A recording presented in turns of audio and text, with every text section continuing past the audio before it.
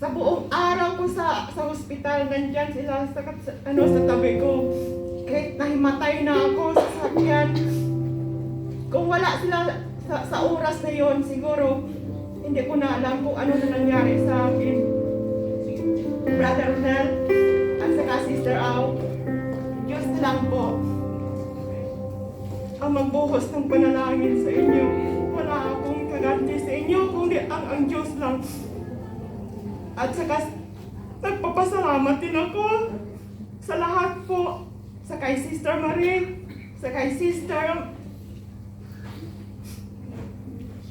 Mary Ann, at ni Ate Merlita po, na sila po ang lahat na kung ano kung gusto kong pagkain, hinahatid nila ako sa bahay. Sobrang pasalamat ko po, kilala ko po kayo. Sobrang blessed po ako. Dahil kung isa lang po ako ng tao ng pagala siguro dito sa Dubai, sa sitwasyon ko ngayon, hindi ko alam.